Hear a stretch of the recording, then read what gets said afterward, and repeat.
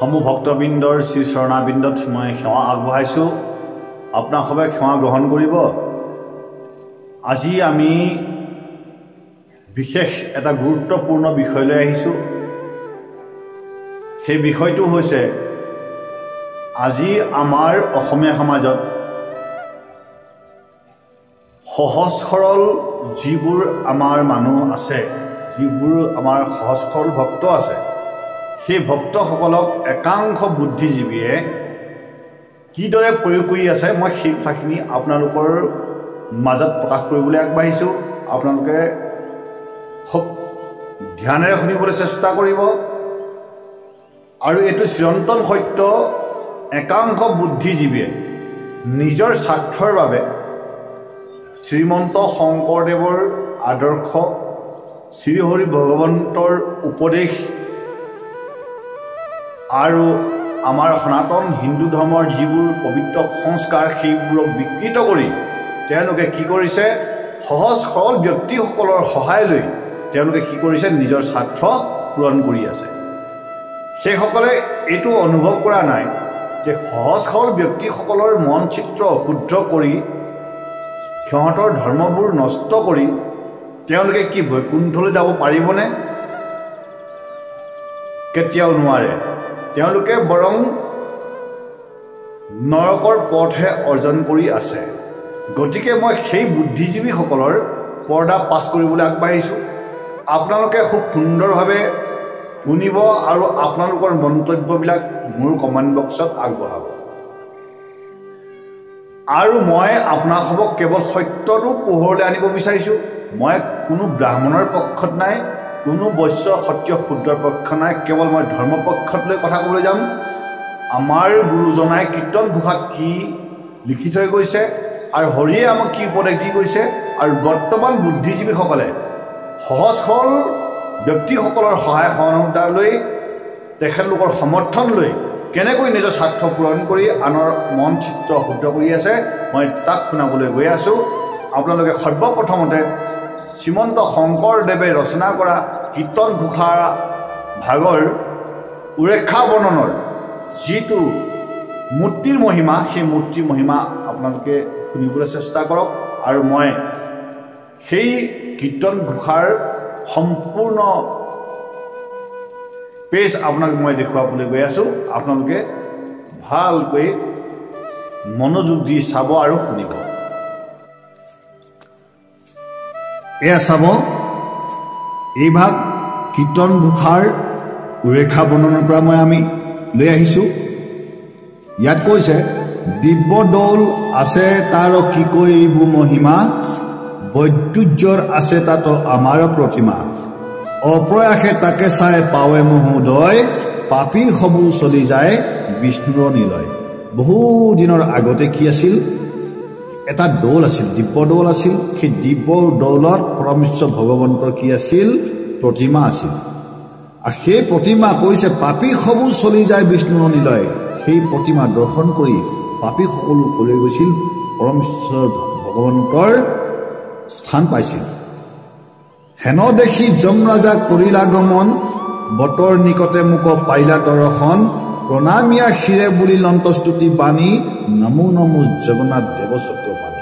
যেতিয়া পাপী সকলো শ্ৰীহৰি ভগৱন্তৰ চৰণ পালেগৈ, তেতিয়া যমৰাজাই চিন্তা কৰিলে যে মই যম হৈ কি কৰিম এতিয়া। এই বুলি ভাবি লৈ তেওঁ কি কৰিলে, সেই ক্ষেত্ৰৰ স্থান পালেগৈ। স্থান পাই কি কৰিলে, যমৰাজাই শ্ৰীহৰি ভগৱন্তক স্তুতিবাণী কৰিবলৈ আৰম্ভ কৰিলে।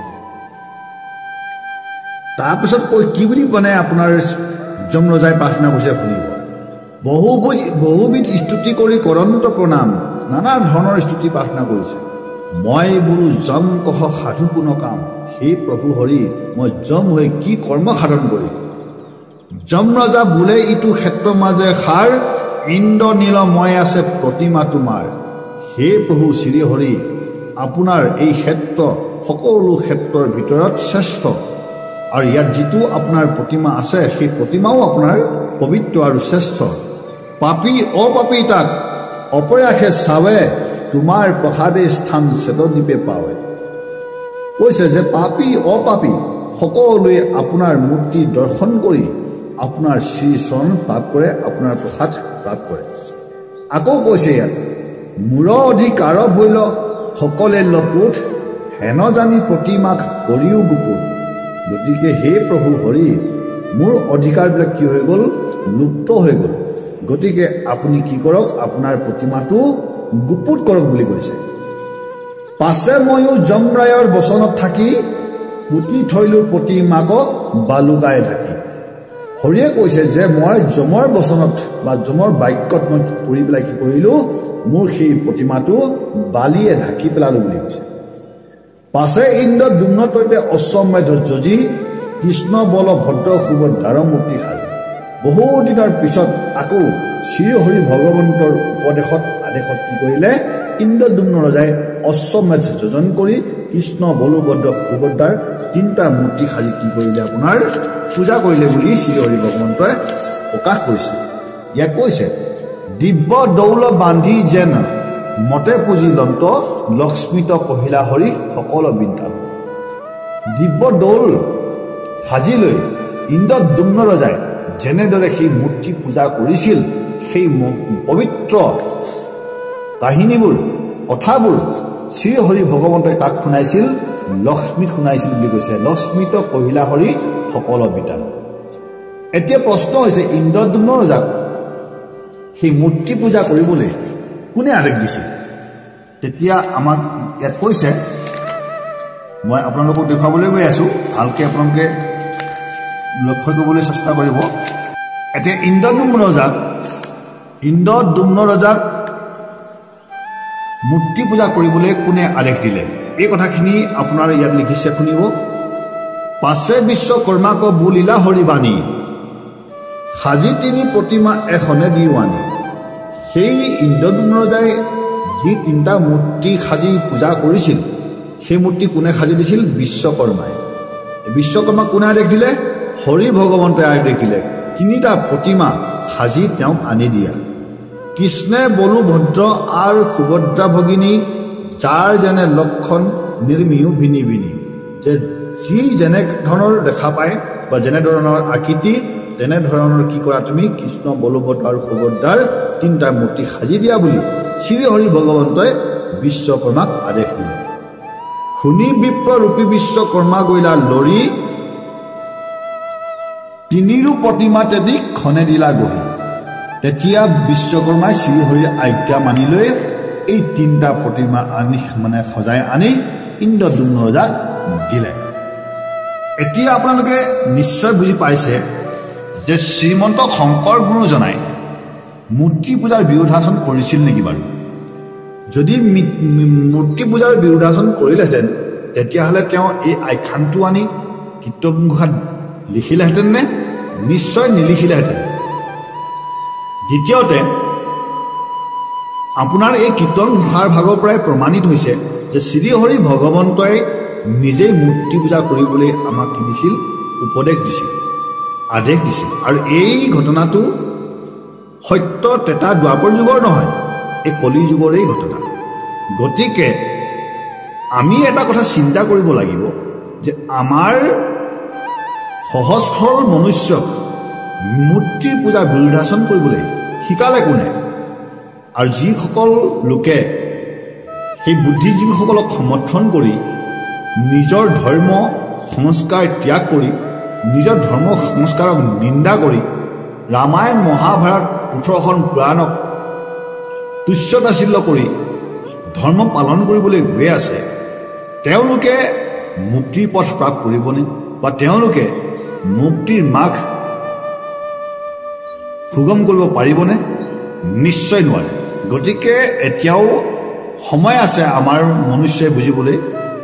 গতিকে মনুষ্যসকলে শুদ্ধ ধৰ্মটোক বিচাৰ কৰি চাওক, প্ৰকৃততে শ্ৰীহৰি ভগৱন্তই মূৰ্তি পূজাৰ বিৰোধাচৰণ কৰিছিল নেকি? কীৰ্তন ঘোষাখনে প্ৰমাণিত কৰিছে যে শ্ৰীহৰি ভগৱন্তই নিজেই মূৰ্তি পূজা কৰিবলৈ আদেশ দিছিল, আৰু শ্ৰীমন্ত শংকৰ গুৰুৱেও মূৰ্তি পূজা কৰিছিল আৰু মূৰ্তি পূজা কৰিবলৈ আদেশ দিছিল। তেন্তে শ্ৰীমন্ত শংকৰ গুৰুৱে মূৰ্তি পূজাৰ বিৰোধাচৰণ কৰা নাই, হৰিয়ে মূৰ্তি পূজাৰ বিৰোধাচৰণ কৰা নাই। শ্ৰীমন্ত শংকৰদেৱ আৰু হৰিৰ আদৰ্শক বিকৃত কৰি একাংশ বুদ্ধিজীৱে নিজৰ স্বাৰ্থৰ বাবে সহজ সৰল মানুহক প্ৰয়োগ কৰি আছে। এতিয়া এই কীৰ্তন ঘোষাত যেতিয়া আমি তত্ত্ববিলাক প্ৰকাশ কৰিবলৈ যাওঁ তেতিয়া একাংশই কি কয় যে এই কীৰ্তন ঘোষা ভাগো ভুল, এই কীৰ্তন ঘোষা ভাগক কিছুমান ব্ৰাহ্মণেহে লিখিছে বুলি আমাক প্ৰকাশ কৰিবলৈ চেষ্টা কৰে। আপোনালোকে এটা কথা মনত ৰাখিব, তেওঁলোকক আপুনি যি গ্ৰন্থৰ পৰাই প্ৰমাণ নকৰক, তেওঁলোকে কেৱল তপৰাই এইটোৱে উত্তৰ দিব, সেইটো ব্ৰাহ্মণৰ বুদ্ধি। কোনো কাৰণতে তেওঁলোকে সত্যটোক স্বীকাৰ কৰিব নিবিচাৰে। এই কথাখিনি আপোনালোকে জানি ল'ব। গতিকে একাংশই আমাৰ অসমীয়া সমাজক ভুৱা দি আৰু নিজে নিজে কিছুমান শাস্ত্ৰৰ ৰচনা কৰি কি কৰিছে, আমাৰ সমাজখনক বিচলিত কৰিছে, ধৰ্মৰ পৰা ধৰ্মচ্যুত কৰিছে। গতিকে আপোনালোকে অকণমান সাৱধান হ'বলৈ চেষ্টা কৰিব। গতিকে এতিয়া মই আপোনালোকক কীৰ্তন ঘোষাৰ পৰা এই প্ৰমাণিত কৰিছোঁ যে আমাৰ সনাতন হিন্দু ধৰ্মত মূৰ্তি পূজাৰ বিৰোধাচৰণ কৰিবলৈ শিকা নাই। কেৱল একাংশই কি কৰিছে, যোগ ধৰ্ম বুলি সহায় লৈ তেওঁলোকে তেনেধৰণৰ আমাৰ সনাতন সংস্কাৰক বিকৃত কৰিবলৈ চেষ্টা কৰিছে। প্ৰকৃততে এটা কথা মনত ৰাখিব, আমাৰ ভৱিষ্যবাণী আছে কিহত? পুৰাণসমূহত। তাত কৈছে যে মায়াগুৰু আৰু মায়া শাস্ত্ৰই কি কৰিব, আমাৰ ধৰ্মক বিনষ্ট কৰিব, মনুষ্য ধৰ্মক বিনষ্ট কৰিব। আৰু ইয়াৰ কাৰণে হ'ল কি, দৈত্যসকলক যাতে শুদ্ধ ধৰ্মৰ পৰা বিচলিত কৰিব পাৰে। গতিকে সাৱধান, মায়াবীৰ গুৰু চক্ৰত পৰি মায়া শাস্ত্ৰৰ প্ৰভাৱত পৰি আপোনালোকে নিজৰ ধৰ্ম বিনষ্ট কৰিবলৈ চেষ্টা নকৰিব। এয়াহে আপোনালোকৰ মই নিবেদন কৰিম। এতিয়া মই কীৰ্তন ঘোষাৰ পৰা যি আপোনালোকক প্ৰমাণ দিলোঁ, এই কথাখিনি নিশ্চয় আপুনি অকণমান হ'লেও বুজিবলৈ চেষ্টা কৰিব। আৰু লগতে মই এতিয়া গুৰু চৰিত্ৰৰ ভাগকো মই দেখুৱাব বিচাৰিছোঁ। কাৰণ কীৰ্তন ঘোষাত যেতিয়া এই কথাখিনি প্ৰকাশ আছে, গুৰু চৰিত্ৰত থকা কথাখিনি কেতিয়াও অসত্য হ'ব নোৱাৰে। এই ভাগ হ'ল আপোনাৰ গুৰু চৰিত্ৰ, শ্ৰীমন্ত শংকৰদেৱৰ লীলা চৰিত্ৰ, ৰামচৰণ ঠাকুৰ বিৰচিত। এতিয়া ইয়াত কি লিখিছে আপোনালোকে শুনিব। এই কীৰ্তন ঘোষাত এতিয়া সুন্দৰ হিচাপে আমাক বৰ্ণন কৰিছে। কৈছে, শংকৰে কীৰ্তন ঘৰ সাজিবাক লৈলা, বিধি বান্ধিবাক লাগি সমস্তে আহিলা, আপুনি শংকৰে পাছে কুৰক ধৰিলা, পৃথিৱীত চতুৰ্ভুজ মূৰ্তিক দেখিলা। অৰ্থাৎ শ্ৰীমন্ত শংকৰ গুৰুজনাই কীৰ্তন ঘৰ সাজিবৰ বাবে যেতিয়া ভেটি বান্ধিবলৈ যায়, তেতিয়া মাটি কাটোতে শ্ৰীমন্ত শংকৰ গুৰুৱে কি পাইছিল, চতুৰ্ভুজৰ মূৰ্তি প্ৰাপ্ত কৰিছিল। এই কথাষাৰ কোৱাৰ লগে লগে একাংশই কি কয়, এইবিলাক ব্ৰাহ্মণৰ বুদ্ধি। কিন্তু মই এইটো ক'ব বিচাৰিম, আপোনালোকে নাৰায়ণ দত্ত বৰুৱাৰ সম্পাদিত ভাগৱতৰ ভূমিকাত আপোনালোকে চাব। তাত নাৰায়ণ দত্তয়ো কি লিখিছে তাত, যে শ্ৰীমন্ত শংকৰ গুৰুজনাই চতুৰ্ভুজ মূৰ্তিটো প্ৰাপ্ত কৰাটো সত্য। অৰ্থাৎ সেই ভাগৱতত নাৰায়ণ দত্তই যদি মিছা কথা লিখিছে, তেতিয়াহ'লে তেওঁৰ গোটেই ভাগৱতখনেই মিছা। এই কথাখিনি তেওঁলোকে স্বীকাৰ কৰিব লাগিব।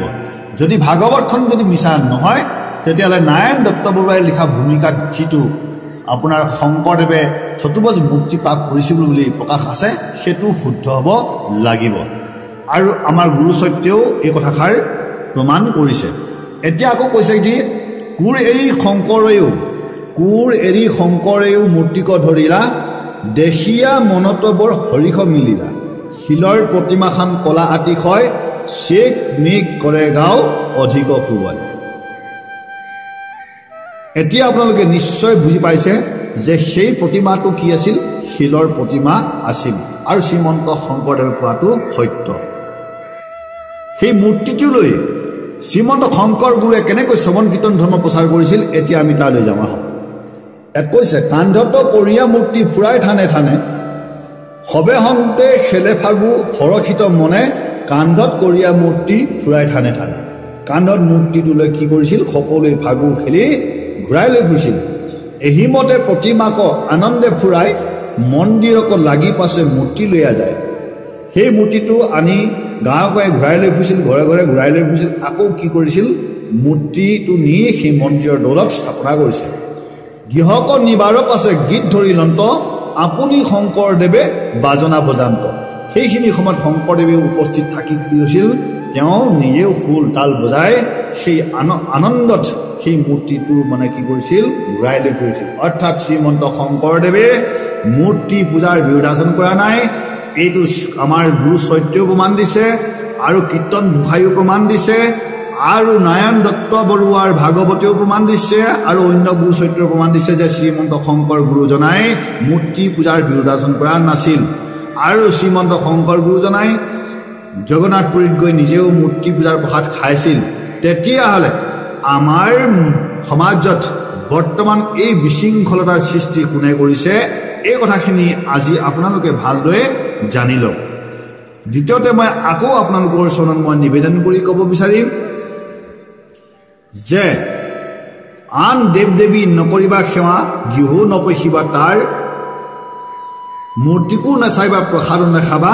ধৰ্ম হ'ব বেবিচাৰ এই বাক্যষাৰ এই কীৰ্তন ঘোষাৰ উপদেশ আৰু গুৰু চৈত্যৰ উপদেশৰ লগত মিল নপৰে ইয়াৰ মূল কাৰণ আপোনালোকে জানিব লাগিব যে সেই যিভাগ ঘোষাৰ আশ্ৰয় লৈ একাংশই আমাৰ সমাজত বিশৃংখলতাৰ সৃষ্টি কৰি আছে সেই ঘোষা ভাগ অন্য প্ৰসংগতহে কোৱা হৈছিল সেই ঘোষা ভাগিয়ে এইটোহে প্ৰকাশ কৰিব বিচাৰিছে যাতে কোনো পুৰুষে অন্যৰ গৃহত গৈ অন্য নাৰী বা পুৰুষে নাৰী বা নাৰীয়ে পুৰুষৰ মানে আশ্ৰয় যাতে নলয় আন দেৱ দেৱী অৰ্থাৎ আনৰ নাৰী বা পুৰুষক বেয়া চকুৰে যাতে নেচায় আৰু তেনে যদি কৰে সেই পুৰুষ আৰু নাৰীৰ যে ধৰ্ম নষ্ট হ'ব বেবিচাৰ যে হ'ব ধৰ্ম এই কথাখিনিহে প্ৰকাশ কৰিছিল গতিকে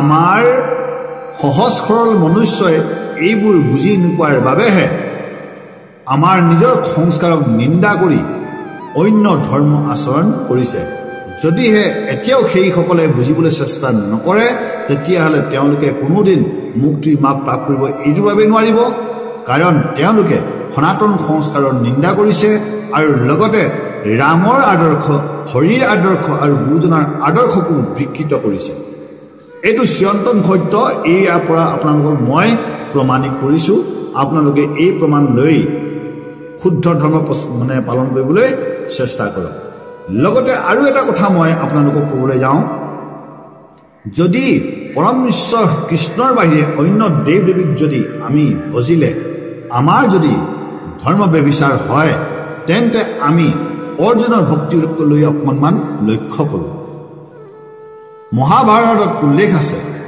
যে শ্ৰীকৃষ্ণই অৰ্জুনক কি বুলি জ্ঞান দিছিল সৰ্বধৰ্ম পৰিত্যাজ্যম মামেকং শৰণম ভজ যে হে অৰ্জুন সকলো ধৰ্ম পৰিত্যাগ কৰি মোৰ চৰণতে শৰণ এই উপদেশ পালন কৰি অৰ্জুনে কি কৰিছিল শ্ৰীকৃষ্ণ ভগৱন্তৰ শ্ৰীচৰণত শৰণ লৈছিল তাৰ পিছতো সেই অৰ্জুনে শিৱ দুৰ্গাৰ পূজা অৰ্চন বন্দন কৰিছিল সুন্দৰ হিচাপে সেই শিৱ আৰু দুৰ্গাৰ পৰা বৰ পাপ কৰিছিল এতিয়া মই প্ৰশ্ন কৰিবলৈ গৈছোঁ যে তেন্তে অৰ্জুনৰ ভক্তি বেবিচাৰী ভক্তি আছিল নেকি বাৰু নিশ্চয় নাই তেতিয়াহ'লে আপোনালোকে বুজিবলৈ চেষ্টা কৰিব যে একাংশ দুষ্ট প্ৰকৃতিয়ে সহজ সৰল ব্যক্তিৰ আশ্ৰয় লৈ সনাতন ধৰ্মক বিকৃত কৰি শ্ৰী হৰিৰ উপদেশ আৰু শ্ৰীমন্ত শংকৰদেৱৰ উপদেশক বিকৃত কৰি বিশৃংখলতাৰ সৃষ্টি কৰি আছে সমাজত